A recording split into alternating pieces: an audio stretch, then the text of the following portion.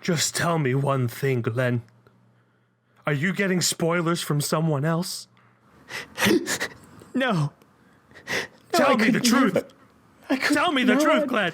There's no one. Is he better at spoiling than I am? Yes. So much so. He just pleasures me in ways I never knew. No. The following podcast contains spoilers for Possession. You have been warned.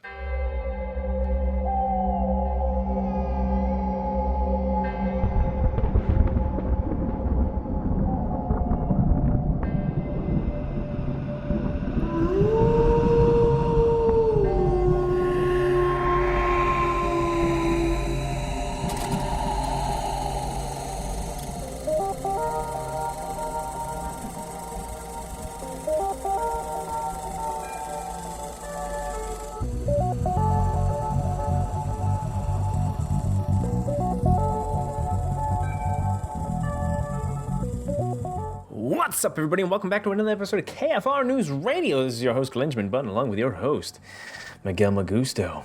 That's this guy right here. You can't see me, but I'm pointing at myself. Mm-hmm. 2 fingers, 2 thumbs directly to the face. Yep.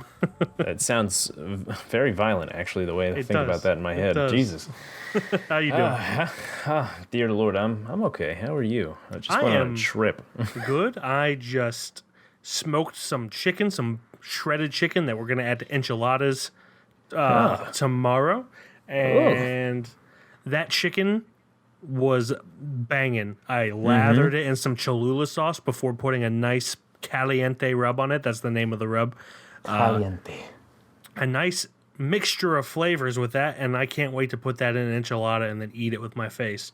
But it did have me salivating, I must say. Yes, but we're not here to talk about my meat. So, Glenn. Yeah. I know you're probably going to disappoint me. Have you watched any movies this week? I'm going to disappoint the shit out of you. I haven't watched anything but the movie we'll watch for Thursday and Possession. Yes. So Thursday's movie was Amsterdam, which we have a YouTube video up on the YouTubes, actually, believe it or not, for that. Dear God, did we despise it, but we loved it at the same time. Who knows? You'll have to actually find out for yourself. And then, of course, Possession, which I can't talk about yet. You're going to have to back off me before I start kicking, okay? I'll back off, okay. Yeah. So, for me, I felt like I watched not that many movies, mainly because my son, he has been not sleeping well because he's been sick. So I tried starting to watch Possession like 3 times because I wanted to watch 2 other movies this weekend. Didn't happen because he kept waking up. So I watched a dawn boy. I watched 5 movies. The first one I watched was the half of the movie that I talked about last week, Mrs. Miniver, from 1942. I watched it for the 1001 Movies You Must See Before You Die. And Glenn, just by going off of the title and the poster, I'll describe the poster to you in just a second. Yeah. Tell me what you think this movie's about. It sounds like some sort of Nanny McPhee movie. The movie... Mary Poppins, shall I say? Yeah, the movie poster is a woman embracing a man. Her hand is on his chest, and it's surrounded by white. Do you still feel the same way? I do, actually, believe it. I was not too excited to see this for the 1001 Movies, but this movie is actually a very good movie about a community in England as they are preparing and surviving through World War II. I must say I was pretty close. You were pretty close. So the poster and the name are so misleading. It is a fantastic movie, but I was not excited at all to watch it just because of the name and the poster. So I guess never judge a movie by the name and poster, except for when that does work out, then judge it then. But yeah. So yeah, that's going to be in the November edition of 1001 Movies You Must See Before You Die. Then for the 1001 Movies You Must See Before You Die for Cinema Bucket List, I rewatched Thelma and Louise with Gina Davis and Susan Sarandon and Brad Pitt. Chris McDonald's in there. Harvey Keitel's in there. And I'm sure other people that I can't think of right now. If you haven't seen Thelma and Louise, it is a classic. Everyone knows the final scene, unfortunately, but even if you know the final scene, it is not going to spoil the movie for you. Glenn, do you know the final scene of that movie? Yes, I do. Yeah. Have you seen the movie? I have not seen the movie, but I do know about the final scene. I have asked 3 people so far if they know the final scene and if they've seen it. They all know the final scene, but they all have not seen it. Yeah. So, You can thank Austin Powers for that, I'm pretty sure. yeah, you can. But I guarantee you that knowing the ending doesn't really ruin the film. So it is a pretty good movie, even with being spoiled. I just think that's interesting that so many people haven't seen it, but everyone knows how it ends. It is a weird paradox. Yes. We watched Amsterdam together. You can check out our review for that on the YouTubes. Hot garbage, it was so good. Hot garbage, terrible. It was delicious, and I ate every bite. Oh, sorry, I was talking about the chicken for a second. Then I watched Possession, which we'll get to in just a second. And then this afternoon, I watched Logan's Run from 1976, starring Michael York. Had never seen it before. I had always heard his name, kind of knew what it was about, but never watched it. It's, for being a kind of a cheesy sci-fi movie from the 70s, it's actually pretty good. Yeah, okay. Yeah, I liked it. I enjoyed it. It's not like amazing. It's not going to blow your mind away, but it's a decent film. Very interesting. So yeah, that's all I watched this week, and I guess without any further ado, let's get into Possession. Oh, Mark, your wife keeps her own secrets. Make her talk to me. It'll be the way that she wants. Tell me. Well, I think what you want to do to Bob is just... Inhuman. So what you're doing must be human.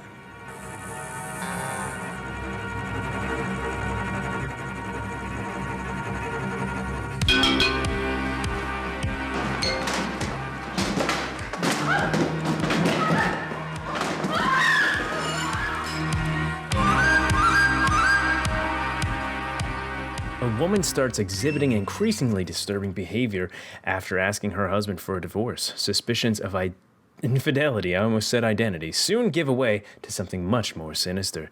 Directed by Andrei Zulawski. Written by the same man himself and Frederick Tutton. Stars Isabel Adjani, Sam Neill, Margaret. Whoa, is Margaret played by Margaret? She is. That's crazy. Cartensen, and it's got Heinz Bennett in there. Everybody else is kind of in the background. Oh my god! So Margaret, the character in the movie, her last name is Gluckmeister. Yep. That means luck master. Oh man, very, very true to the name, honestly. I mean, we're in spoilers. We can just admit that that's not true. It is not. It is not true at all. It's a little tongue in cheek. Tongue in cheek there. But yeah. Anyway, continue. Sorry. So yeah, this movie popped up in a recommendation a while ago for me, and I was like, man, I gotta see that movie. And then of course the world was like, you're not really going to see that movie because it's not really on any streaming service almost ever, except for this one, which I already forget the name of it because it's so random. But Metrograph. Yeah, Metrograph. It's a very random site. And you were saying this taken off of everything, or we looked it up after, I think. It just doesn't exist in most of the world because it was banned in at least England. We know this much. It might not be banned there anymore, but it was banned when it first came out. And because of that, it was probably the U.S. release is heavily censored. I don't know how true that is for what we watched. Let's see. I'm gonna actually look at the runtime here, but yeah, that actually kind of brings me to my point here that I have not said yet, but I'm gonna bring it up in just a second. Okay, there's only one runtime, so I don't know why it says that. But anyway, while watching this, first off, Andrei Zulawski has an unlucky time with getting movies banned. Seriously, of course, we talked about the. On the Silver Globe earlier this year, that was banned in his home country, Poland, or it was the production was stopped like 9/10 of the way through, so a tenth of the movie is not filmed. And then this, of course, was banned in several countries, heavily censored from what it seems like in the U.S. though I do not see what any. That might have just been the theatrical release, and then what we watched is the original version. Yeah. But it kind of makes me wonder while I was watching this, and while I did like it, I am kind of curious if this would be as critically acclaimed as it is if it weren't banned, because I know a lot of people, myself included, often champions movies that are banned or censored in some way. So it kind of made me wonder. Like it's good. It's a fine movie, but I wasn't as crazy about it as I was hoping. Just based off of internet buzz. Same here. Yeah. A lot of it, honestly, it did, because this is an 80s movie, it felt a lot like those horror movies that were coming out in the 70s and 80s. And it didn't feel different from any other way. It was really, like, genuinely good, but it didn't feel any different from, like, let's say, Invasion of the Body Snatchers or The Thing or anything like that. Like, even though those are two powerhouses of the genre, which is hard to say, but it felt like it stood up next to those, but it didn't wow as much as those, really. I think in subject matter it did. The biggest problem I had with this is that the acting felt like a soap opera. It felt very theatrical. It was very theatrical, which, like, if this were a stage production, yes. If this were a stage production, I probably wouldn't have said anything, because stage and screen acting is very different. But it's so over-the-top dramatic pretty much throughout, with a few exceptions of subdued realism. But it kind of became laughable to a point for me, where it took me out of it, and I was laughing at it at parts that should not be laughed at. It's kind of it made itself comical just with how over the top it is, and everything that I see talks about how, like, fearless Isabella Gianni's performance is, and I will 100% agree with that. But, and I'm gonna get a lot of flack for this probably, so is Tommy Wiseau's performance in The Room. Fearless is not necessarily a good thing. There's even a lot of the moments in this where, like accents wise, you'll hear some, like, especially Heinrich, where you'll hear Heinrich talking and you're like, that's Tommy Wiseau, I don't care what you say. And I want to be clear, Isabella Gianni is better in this than Tommy Wiseau is in The Room. But I just wanted to say Fearless is not inherently a good thing. Because, yes, it is a very fearless performance, but it's, again, so over the top that it just becomes funny. It's, the part where she's in the tunnel and she, like, is throwing the milk and eggs around and rolling around. Screaming her lungs out. I was just laughing. It was, like, I knew it wasn't, for everything I've read and seen about this movie, it's not supposed to be funny in any way. Except for maybe Sam Neill rocking super tensed in the chair. He was going hard on that chair. That I can tell is, like, something that they probably did for a comedic effect. But the rest of the movie, from what I've read and seen, is not supposed to be funny. And I was just laughing at their performances. And I felt bad for laughing because, on a stage they would be great performances, but on screen it just becomes hilarious. And there needs to be a nuance to performances on screen because the camera's right in your face. And Isabella Gianni in the more quiet moments was incredible. Yeah. But when she went over the top, and so same with Sam Neill, it became a comedy. It kind of felt like the scene in Borat where they're fighting naked throughout the hotel, where it's just like, it just keeps escalating and the tunnel scene specifically. It's just, I felt bad for laughing, but I couldn't help it. And I was very, in a way, disappointed by that. You just couldn't stop. It was, it just kept going. Yeah. It was interesting. The over the topness of the especially the screaming, there was so much yelling, between back and forth with, Mark and Anna, and just how much they yelled at each other and weren't talking. They were just yelling most of the time. And then her just lashing out, freaking out the door, whatever outs there are, she was doing it, and it was just loud. As far as direction went, like making her do all that, too much. Yeah. To me being Sam Neill, that's right, I am Sam Neill in this situation. I'd get the fuck out of there. There is no way that woman is that crazy, like good looking and romantic that you would be like, yeah, I actually want to stick with this for a little bit longer. Yeah. I want to keep actually making out with this lady. That kind of makes me, that brings up a thought I had. So you and I both read the Wikipedia plot because we were like, we need to make sense of what we just watched. And like, Yeah. it's not overly complex, but like there's so much in this that isn't important that it's not like there is like half-hour moments that aren't in the Wikipedia plot at all. Yeah. Because it's not important. And There's you a feel scene. like you missed something. Yeah. Yeah. Like there's a part where Sam Neill's going through withdrawal for some reason.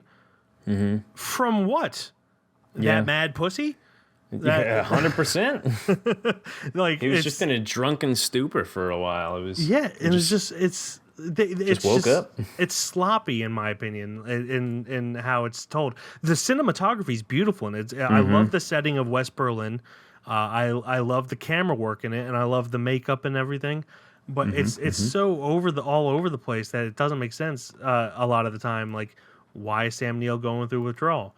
And I know, you know, it can't be because she is so good in bed, because that's ridiculous. That's silly. Yeah, there's nothing redeeming about her to make this whole relationship make they sense. don't provide enough backstory. Except she is a gorgeous lady. But She is gorgeous, yeah, but that's all we really got. Yeah. We're just frantic. And And here's another thing that you feel like you miss is like right in the beginning, there's like this exchange between Mark's character and like these four men. And to me, it looked like it was setting up some like science experiment, but it turns out he was a spy and he was away at war. Like I figured he was away at war and he just came back and then he was doing a science experiment and she was the science experiment. Turns out he was just meeting up with some dudes about the spy shit. And I'm like, I had no idea until I read the Wikipedia about that. Was I just not paying attention or what the fuck? yeah. And then I was looking for pink socks the whole fucking movie. Like, this bitch isn't wearing any pink socks. Was pink socks listed in the Wikipedia? I can't remember. No, but in the beginning they're having like this. It's not an interview, but they're having this meeting about like the subjects Mark was spying on before he went back to Anna. And the last thing he says is the subject still wearing pink socks? And I'm like, oh, now I got to look out to see if Anna is wearing pink socks in the movie because she's the test subject about whatever the fuck's going on. Turns out none of that was happening. They were just talking about some past bullshit, and I look stupid as fuck. Yeah. Made me sad. Yeah, and you said earlier that like the Heinrich, the lover of Anna, was over the top. Pretty much every scene he was in was goofy. Like the first fight that he's in, where he's like dancing around Sam Neill, it kind of felt like something that you would see in like Despicable Me 3 or whatever. There's one scene where Heinrich goes to Sam Neill because he found bodies in Anna's refrigerator.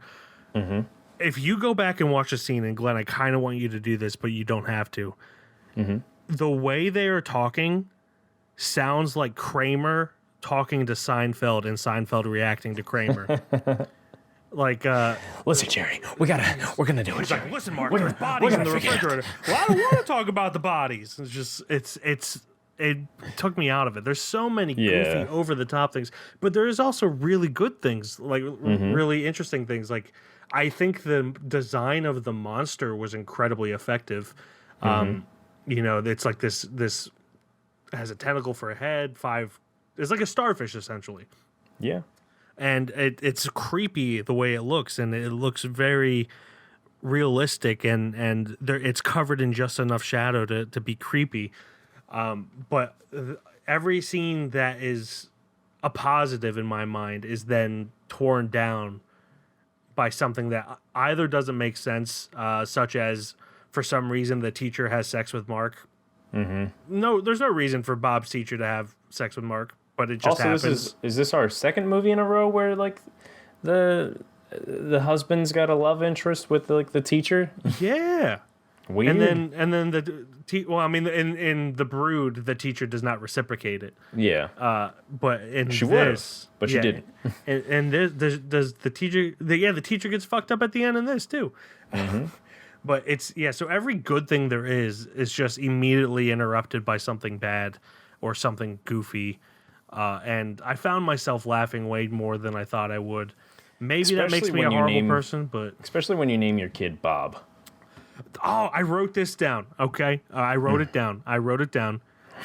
Bob is the only nickname that sounds older than the full name it comes from. Like Robert sounds younger than Bob. Bob is an old man's name. Yes, it is. It is. Like it's an old security guard. You can't. Bobby, maybe. Yeah, little Bobby. But just nope. Bob.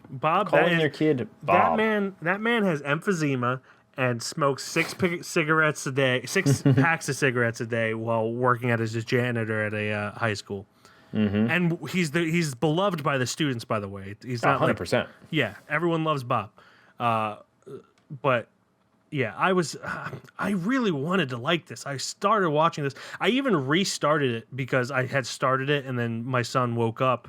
Yeah. And then I went back to it at like 2 a.m. and I was like, I'm too tired to watch this. I'm feeling myself just be overly negative at it. So then I made sure I watched it when I was very awake. And then I was having the same feelings as when I was tired. And I was like, maybe this movie's just not as good as everyone says it is.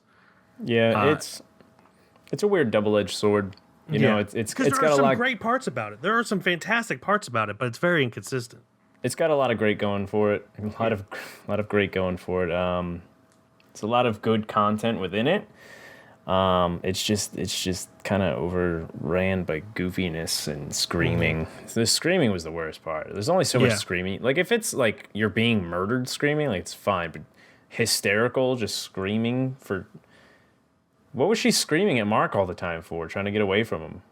I don't know. I mean, that was the she was being drawn back by the beast or the creature, and he was trying to get in the way. But then, like, it's her fault because she kept going back.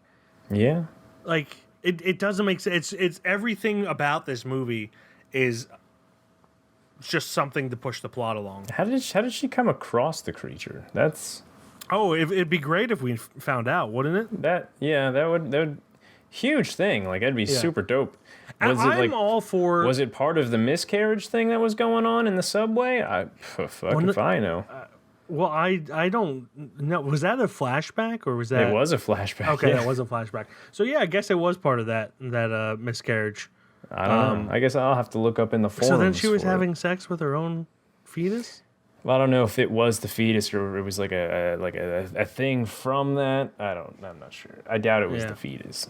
Also, Wikipedia says she bleeds out through all of her orifices, but her eyes are definitely it's like white. That's not blood. I don't know why Wikipedia thinks that's blood, but or her mouth. I don't remember if it's eyes or her mouth, but something from her face is white. Yeah. But yeah, that whole scene was just hilarious, and it should have been.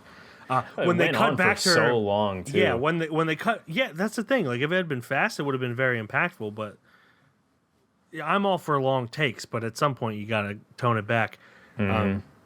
But yeah, if the parts from that scene that surrounded that scene from present day were great and very impactful, but like that part, I was dying laughing, and I legitimately feel bad about it because like I know it's not supposed to have that reaction, but I couldn't help it. It's just I don't understand. I understand liking this movie. I don't understand the praise and the love that it gets. Let's read this little nitpick that I got artistry, here. At least. The movie is an allegory for divorce. The monster is actually the product of Ajani's internal guilt, shame, and deep sexual desires that have been physically manifested into the external reality. The monster evolves into a replicate of her husband, her idealized husband. So there's that. Yeah, I mean, there's movies that have done that better. Mm-hmm. Yes, if it was explained more, I mean, I guess it's an allegory for it, but I mean, if it was explained more of how the creature even just kind of popped up and all that, would have been cool. Even like a weird explanation of like, oh, it came from the swamp and it's fucking my wife. Yeah. I don't know. But that's the thing with in my mind, and I'm all for not explaining everything. But you got to give us something. You got to. I am not one of these people that likes quote unquote experience of the movies. I will give it that. This is an experience of a movie. But if you're going to portray this pain, this 5 minutes of wailing and screaming and flailing around in milk and eggs in the tunnel or the subway, you got to give me a reason not to laugh at it. Yeah. And well, here's another thing. So he got a phone call, Mark, at the beginning of the movie saying that like she was with him. So that means he got a call from himself. But like that creature wasn't manifested enough to make a call like that, right? Yeah, I was gonna say that the one voice when he gets a call that Heinrich denies that it was him, it sounded like Sam Neill. It didn't sound like Heinrich. So that was a cool touch. And well, yeah, this is an allegory for divorce. Everything that post makes sense. But it just doesn't work in my opinion, and I'm glad people like it. I'm glad people love it as much as they do. But when people say that like the acting in this is phenomenal, yeah, it's not. Their definition of phenomenal and mine are very different. I will respect that they think it's phenomenal. I'm not going to try to change their opinion, but like it just kind of felt like, like I said earlier, soap opera, and I don't watch movies to watch soap operas. Yeah, personally. I think in a certain way this movie is phenomenal. Jesus Christ, I'm gonna die. Phenomenal, in its own sense, but it could have been more fleshed out. Cut a little bit of that screaming back, and maybe some explanation. Not even explanation, just show us some stuff. And it could have been a super solid. I mean, I enjoyed my time watching it. Yeah, same here actually. I didn't. I don't know. It's that close to wow factor. It's just like, damn, it's that close, man. Yeah, it's to compare it to something we recently reviewed. Granted, this is better than Don't Worry, Darling. I want to preface this by saying that, but with Don't Worry, Darling, there was so much potential, and it could have been great, but it wasn't. Yeah. This was like closer to good than okay, but it could have been great. And I really think if Andrei Zulawski showed any restraint in some of the more comical bits, like just because someone is in pain, if it's not real pain, like in a movie, it does not mean that I'm going to automatically feel sorry for this person, because it's a movie and movies are inherently entertaining, and they're a blank canvas for someone to feel how they want to feel. And again, inconsistent with the role, because some of her parts were great, but like the trailer just popped up and she's just flailing around in milk and egg, and it's especially when she kisses Sam Neill too. It's always eyes wide open. You would think she was the creature for a lot of this. Yeah, just eyes wide open. Yeah, she was like, that was me putting my lips up to the mic and just not doing kissing motions and just staring. Yeah, it's like a robot. Yeah, I legitimately, I don't think I've ever felt as bad not loving a movie as I do this one. Yeah, no, it's up there, man. The movie doesn't suck, but it sucks as it's like, damn, grr. Yeah. Why? I'm glad other people like it as much as they do. So, yeah. Yeah. Yeah. So that is our review for Possession. That brings us to the judgment. As usual, it has to be a unanimous decision. Whether or not it goes on the KFR shelf with the likes of Apostle and Handmaiden. Glenn, you picked this. Yes, I did. So this is going to be interesting. This, honestly, even though we kind of shit on it the whole time, I think we both established that we legitimately it was shitting this on pretty it, but good. we're definitely bidetting ourselves. It's a clean slate. We're bidetting ourselves. Like, it was, while we did shit on it, is only because it wasn't as good as we were hoping it would be. Yeah. And but that brings us, does this go on the shelf for you? Yeah, with that being said, like I said earlier, man, like this had like such cool potential to be like up there with The Thing and like Invasion of the Body Snatchers, which for everybody who doesn't know, The Thing is like one of my favorite movies. Like this had potential of being like one of my favorites. It could have been there, but I think it just misses the bar with some of the stuff, man. And it sucks for that. Not the movie again. Not the movie sucks. It just sucks the situation. It sucks. I don't know. I want to, but I don't think I will. Sadly. Yeah. I am honestly still on the fence since you said no. It doesn't really matter for me. I'm leaning no, but I do think everyone should watch it just because everyone should make their own opinion about it. There's enough people out there that love this movie that you shouldn't listen to two random guys who are probably in the minority who didn't like it. I don't even want to say didn't like it, just were disappointed by it. Because I did like it. I just like I'm probably still giving this movie a 3.5 out of 5. Like I think I gave it a 3. Yeah. But yeah, it's just I was hoping so much more from it. But it's a beautiful film. It's a good back to back with one of those movies that I've named. To be honest with you. Yeah. One of the acting, other than the scenes that make me laugh that aren't supposed to make me laugh, it's pretty good. Again, fearless acting is not necessarily a good thing. So don't listen to all those people that are like, oh, her performance is fearless. Like, yeah, you're right. In ways. You've got a point there. But yeah, so I think I will also say no. So that, it doesn't go on. So Possession does not make it on the KFR shelf with the likes of Apostle and Handmaiden. And that brings us to our assignment for next week. I just feel the need to apologize to everyone because it is... Like that movie, I feel like that's probably going to be our most divisive movie between people who listen to us and then us as well. So, sticky situation is all. Yeah, if you liked it, let us know why, and we'll probably disagree with you, but that's the beauty of film. Anyway, so our next assignment, it is Streaming Roulette. It's our final week of the 2022 Spooktacular Spooktober. It does make a boy sad. It makes a boy sad. So we have Streaming Roulette Week this week. For those of you who don't know, we have a very real wheel that is normally the size of Rhode Island, but is now the size of Warwick, Rhode Island, that only has horror movies on it. And we spin it 3 times and pick the best of those 3 spins to see what we will watch next week. So without any further ado, here comes the first spin. Incident in a Ghost Land. That's an interesting title and poster. This is going to be on Netflix. And that's it? And that's it. Yeah. Yeah. So it is an hour, 31 minutes, 6.4 out of 10 on IMDb. A mother of 2 who inherits a house is confronted with murderous intruders on the first night in their new home and fights for her daughter's lives. 16 years later, when the daughters reunite at the house, things get really strange.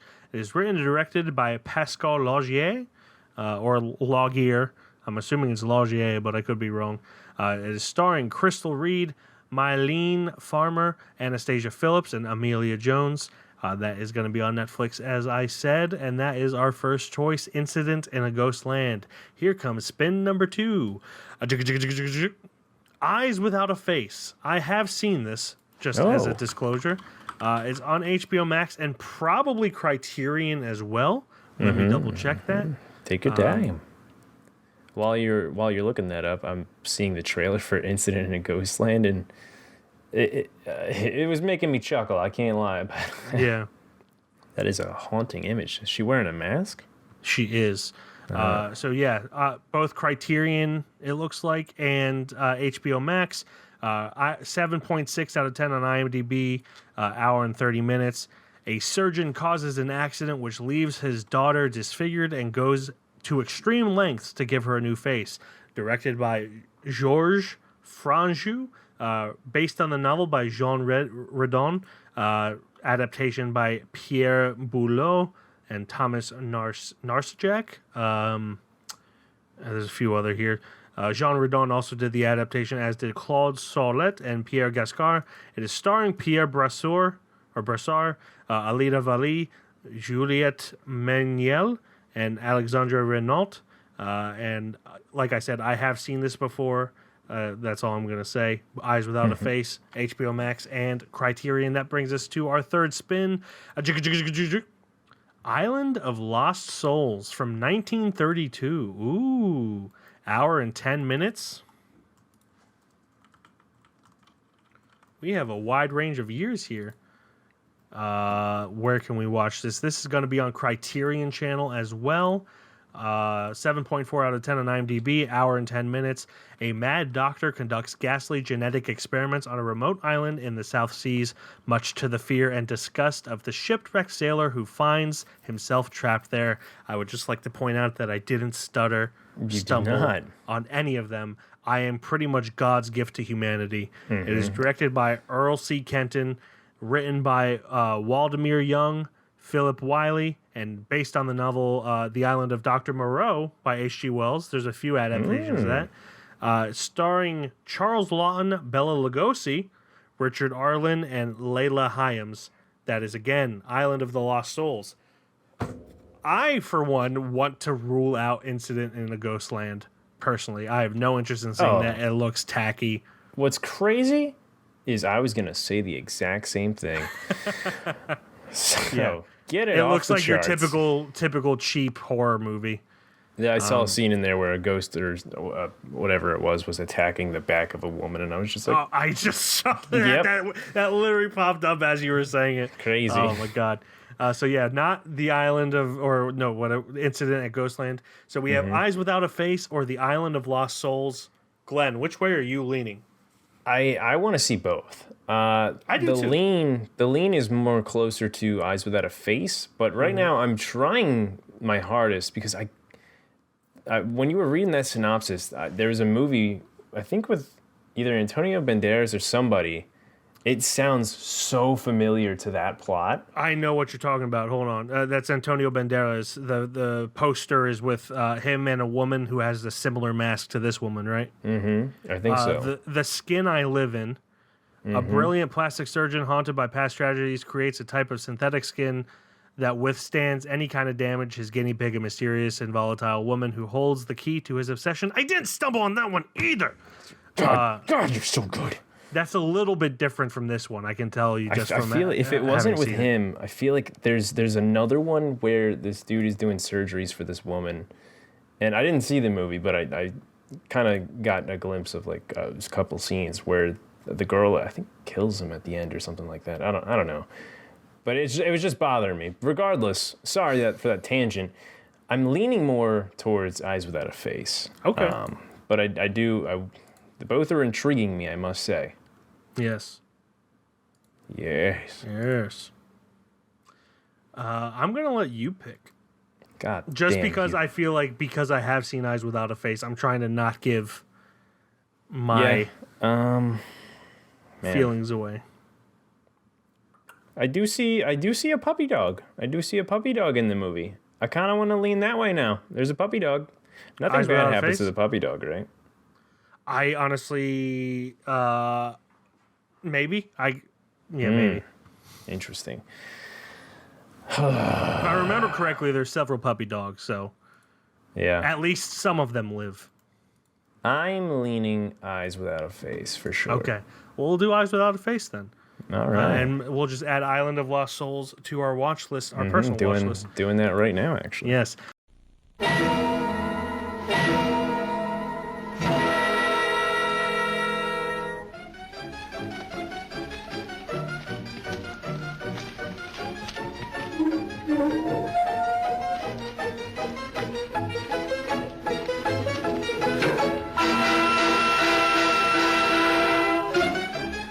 Pourquoi mens-tu?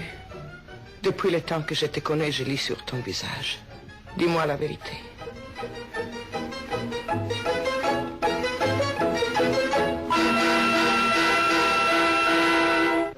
Les gens n'approfondiront pas. Ils ne chercheront pas à savoir ce qui se passe ici, surtout. Mais que se passe-t-il dans cette mystérieuse ville-là?